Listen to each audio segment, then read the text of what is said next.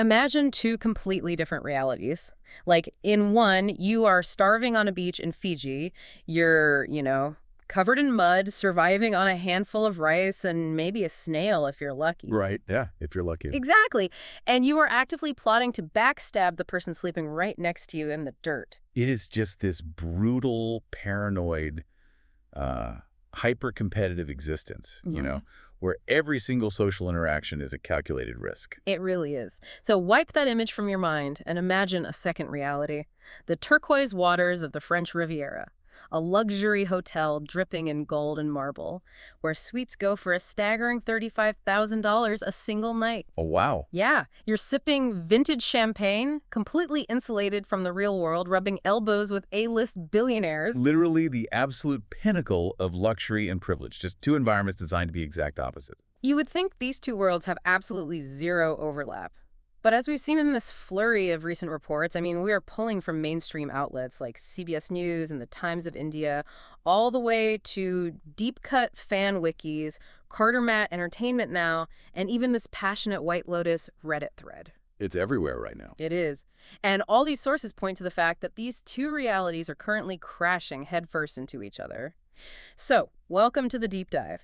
Today, we are exploring the ultimate pop culture collision. Yes, we are going to figure out exactly how the cutthroat survivalist game of Survivor is quietly infiltrating the opulent Emmy-winning universe of HBO's The White Lotus. Because whether you are a reality TV junkie or a prestige drama fan or just someone fascinated by human psychology and, Hollywood casting, this story proves that sometimes the most dramatic plot twists happen completely off camera. Yeah, it really is a fascinating intersection because at first glance, you're looking at reality television and scripted drama, but underneath, you're looking at two entirely different laboratories for studying human behavior under stress. Right. So let's start with the glamorous side of the equation. Season 4 of The White Lotus is officially in production right now. What exactly are we looking at for this season? Well, we are looking at a massive scale-up in terms of setting. Filming is currently underway across Cannes, Saint-Tropez, and Paris. Oh, wow. And to truly understand the level of luxury we're dealing with, the production is shooting at the legendary Hotel Martinez in Cannes. Okay. Yeah, this isn't just a nice hotel. It's this 5-star Hyatt property deeply embedded in the history of the Cannes Film Festival. It's basically the fortress where guests like Tom Cruise and Angelina Jolie stay to escape the paparazzi. $35,000 a night for a top suite. I cannot even fathom what that buys you. Right. It's absurd. And the cast they are assembling to populate this resort is just as rich. We've got Laura Dern, who's already been spotted by paparazzi filming scenes on the beach in Saint-Tropez. We've got Steve Coogan, Vincent Cassel, and Kumail Nanjiani. Thematically, the sources indicate this season is exploring the dark, satirical side of celebrity culture. Right. Which makes that Cannes Film Festival backdrop incredibly fitting. Right, totally. But what's truly compelling isn't just where they are filming, it's how they ended up there. Yes. This is the detail from executive producer David Bernard's interview that completely blew my mind. It's so wild. He explained that Mike White, the creator and showrunner, originally planned for season 4 to be a massive multi-country European tour. They had an entire logistical roadmap to shoot in France, move down into Spain, and then wrap up in Ireland. Which, from a production standpoint, requires months of advanced scouting, securing tax credits across different national governments, booking hundreds of crew members, locking down insurance. It is a massive machine. Right. It's a multi-million-dollar undertaking. And then Mike White is sitting in a restaurant in the south of France, just absorbing the atmosphere, and he has this moment. Just a vibe check, basically. Exactly. He looks around, feels the vibe, and abruptly tells his producers, I don't want to see anymore. He literally canceled the rest of the European scouting tour right then and there. No Spain, no Ireland, just France. It's like tearing up the blueprints of a skyscraper after the foundation has already been poured. Yes. Pivoting a massive HBO production on a whim like that shows a level of blind trust from the studio that most television directors never achieve in their entire lifetimes. It's insane. In the Hollywood studio system, which is, famously rigid and risk-averse, changing a multi-country production plan based on a gut feeling in a restaurant is unheard of. I'm trying to wrap my head around having that much power. Why on earth does HBO let him operate like that? It's like a Survivor player shifting their entire game strategy based on a gut feeling, but with millions of dollars at stake. Well, because he delivers. The first 3 seasons were cultural phenomenons and awards juggernauts. When a creator reaches that level of undeniable success, the studio essentially hands them a blank check and says, just keep doing whatever it is you're doing. He has absolute creative control. Exactly. But that absolute control in Hollywood directly stems from an environment where he had almost zero control, which brings us to his history with Survivor. Right, because long before he was winning Emmys for The White Lotus, Mike White was a contestant on Survivor, David versus Goliath, which was season 37. Yeah, and he actually made it all the way to the end. He was the runner-up. And since then, he has developed this bizarre, almost stealthy tradition of sneaking his former island castmates into his luxury resorts. It is a very deliberate tradition. According to the deep dive by CBS News, Mike has been quietly doing this since his very first season. In season 1, set in Hawaii, he cast Alec Merlino, a fellow Survivor alum, as the Maui bartender, Hutch. Hutch actually had some lines, right? I think he was in 5 episodes. Yeah, he was a recurring character. But as the White Lotus became a bigger cultural force, the cameos became much more subtle. Interesting. In season 2, in Sicily, the opening scene features Megan Fahey's character chatting with 2 women on the beach. Those 2 women are Angelina Keeley and Cara Kay, both from Mike's Survivor season. Oh, wow. And then in season 3, set in Thailand, he brought in Natalie Cole, Carl Boudreau, and Christian Hubicki as background guests. Okay, so it's this fun little Easter egg hunt, but that brings us to the recent bombshell. Survivor just celebrated its 50th season with a massive 3-hour live finale event in Los Angeles. Right. And this was a monumental deal for the fandom because it was the first live reunion they've had since season 40. Every single legendary player from the season was on stage, except one. Mike White was the only cast member missing. Because he was stuck in France filming this massive new season. But he beamed in via Zoom, direct from the French Riviera, and dropped a massive announcement to host Jeff Probst. He confirmed that Survivor 50 players, Charlie Davis and Camila Cartagesu, are officially making cameos in The White Lotus Season 4. Which sent the fandom into an absolute frenzy. But I have to ask you, because I'm struggling with the why here. Is this just Mike White building some sort of bizarre reality TV cinematic universe inside an Emmy-winning prestige drama? I wouldn't go as far as calling it a cinematic universe. It's actually much more pragmatic than that. Really? How so? Well, in Hollywood, you cast who you trust, and Mike trusts the people who suffered in the mud with him. But on a thematic level, think about what The White Lotus actually is. Okay.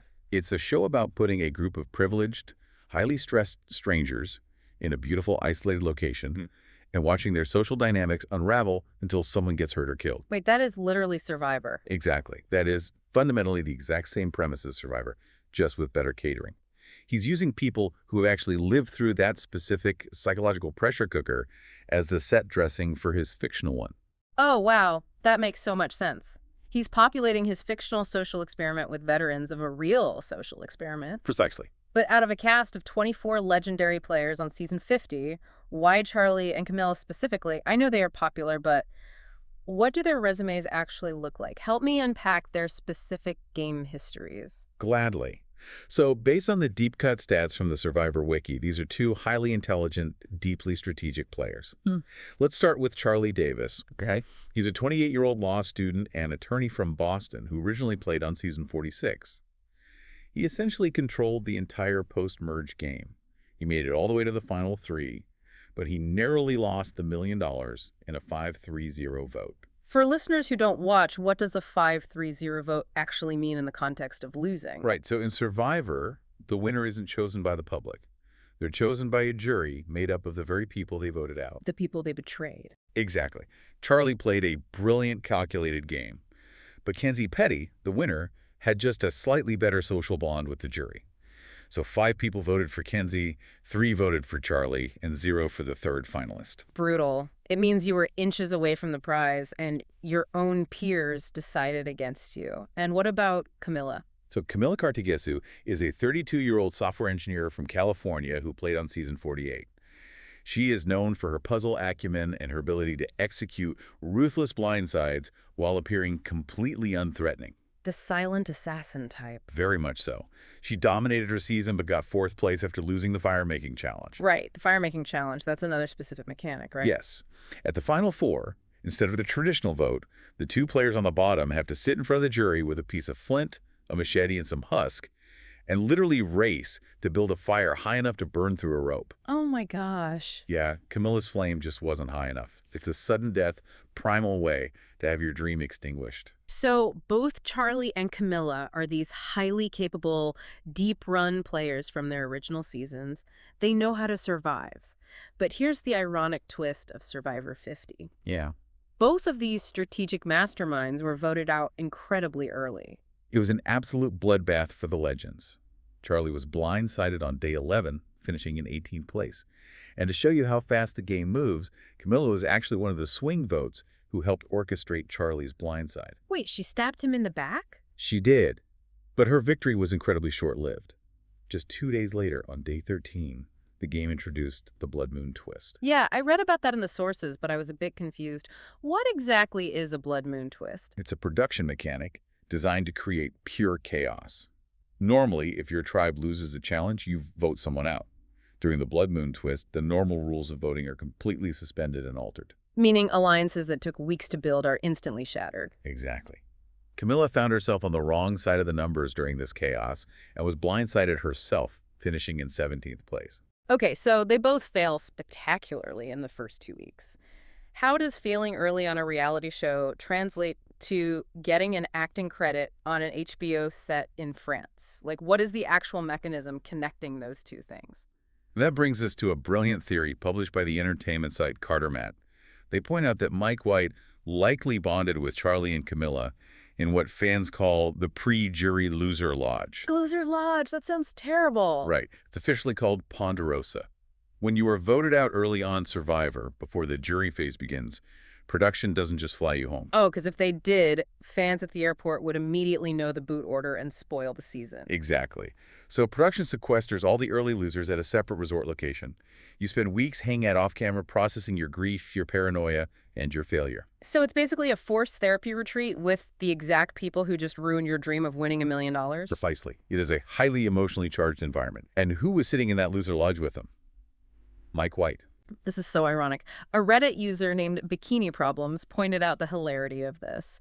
They commented, "Ozzy is in shambles." I saw that. Yeah. For those who don't know, Ozzy Lust is this legendary hardcore survivalist player who probably caught fish and built shelters and hustled his heart out on season 50. But because he actually survived and didn't get voted out early, he missed the chance to sit at the loser lodge and bond with the HBO showrunner. It perfectly illustrates the unpredictable nature of networking, Yeah. Sometimes failing early puts you in exactly the right room at the right time. It's like getting kicked out of a grueling, miserable boot camp on week 2, and as punishment, you are forced to wait in an exclusive VIP lounge where the grand prize is an all-expenses-paid trip to sip champagne with Laura Dern in Cannes. Losing the game was quite literally their biggest win. They parlayed an early exit into a lucrative European vacation and a premium cable credit. Yeah. But we have to look at the other side of that coin.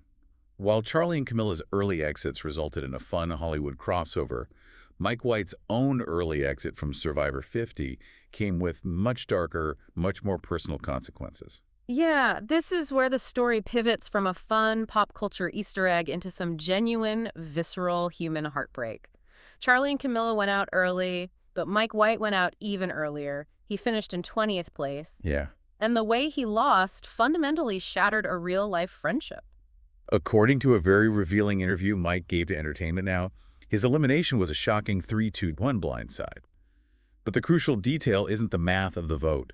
It's who orchestrated it. Right. The architect of Mike's downfall was his real-life best friend, Christian Hubicki. This part just makes my jaw drop. Because we aren't talking about, reality TV friends who just politely like each other's Instagram posts. Mike and Christian met back on season 37. They had been incredibly close for years. The article explicitly states they texted every single day. They went on real-world vacations together. The level of trust between them wasn't just game deep, it was life deep. Which is exactly why the blindside was so ruthlessly effective. Mike was so completely caught off guard that he didn't even pack his bag to bring to tribal council. I love his quote about this. He told the interviewer he thought to himself, "I don't think I'm going to go home, but if I do, what do I want with this ratty crap that's been sitting on the beach?" He was that confident. Yeah, he didn't bring his clothes. He only brought one thing in his pocket. His shot-in-the-dark die. And we should probably explain what that is, because it highlights his mindset. The shot in the dark is a literal game piece that players can use instead of voting. It's a desperate 1-in-6 game of roulette to save yourself when you absolutely know you're doomed. But he didn't play it. Exactly. He had it in his pocket, but he felt so intensely safe because of his bond with Christian that he didn't even consider using his safety net. And then Jeff Probst reads the votes. Mike's torch is snuffed. And we get to the moment Mike describes as the Judas hug. Yes. Mike explained that after the vote was read, Christian came over to hug him goodbye. And Mike realized in that exact moment the depth of the betrayal. He called it an, "Oh, this is a Judas hug. Yeah. I'm sorry I stabbed you in the back" kind of hug. It's chilling. But the knife twisted even deeper after the game was over, because there was a secondary revelation. This is the part that is really tough. Christian had recently had a newborn baby in real life, but he kept the baby a total secret from the cast, including Mike, his supposed best friend, who he texted every day, as a strategic game mechanic to use for sympathy later. Yeah, this is where the boundaries of the social experiment completely collapse. Mike's reaction was very telling. He said he felt like he was part of a long con. Wow. I mean, he understands that Survivor is a game of deception, but keeping a major life event, the birth of a child, a secret from a close friend for weeks prior to filming, just to weaponize it for a television reveal, that crosses a fundamental boundary of human decency for him. It totally blurs the line between the game and reality. Mike explicitly said he didn't have to take me out, but he took me out because he wanted to take me out. Yeah. And the real-world aftermath is stark. Mike confirmed they have not spoken a single word to each other since they were on that island. The friendship is dead. Christian went back to Florida, and Mike went to France to write The White Lotus. And this is where the two worlds we've been discussing finally merge. Think about how trust operates as a currency. Okay. On a survival island, trust is literally the only thing keeping you in the game. You have to believe the person next to you won't write your name down. In Hollywood, trust is the only thing keeping your massive production and your career intact. That makes a lot of sense. You have to trust the studio, your actors, your crew.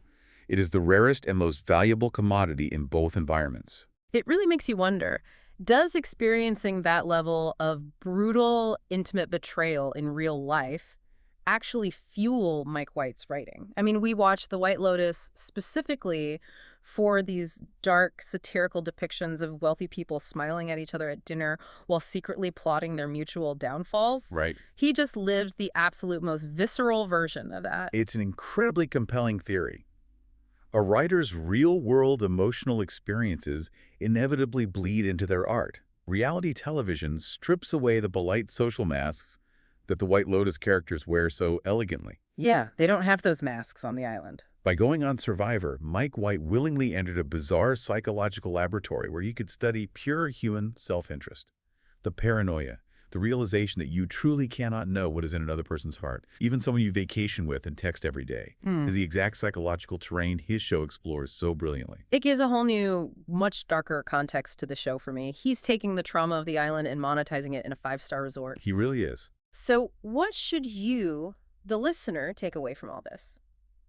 The next time you were sitting on your couch watching The White Lotus Season 4 and you're marveling at the gorgeous French Riviera, the incredible A-list cast, and the sweeping cinematic shots, pay very close attention to the background. Look past Laura Dern and Steve Coogan.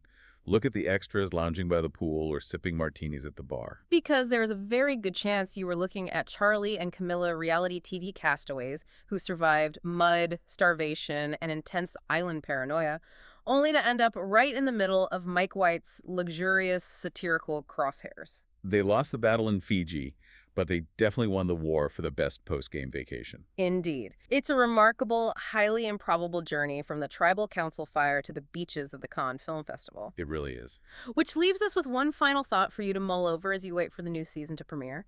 If reality TV is supposed to be the raw, unscripted drama and The White Lotus is the highly manicured, scripted fiction, are these Survivor players actually acting when they do these cameos? Oh, that's a great question. Or, after surviving a game where your best friend will look you in the eye, give you a Judas hug, and slip a knife in your back, are they simply tapping into a very real, lingering paranoia that never quite washes off, no matter how expensive the French champagne is? A question that only Mike White, and maybe his former best friend, is uniquely qualified to answer. Until next time, keep your eyes on the background extras and never ever trust a hug after a blindside.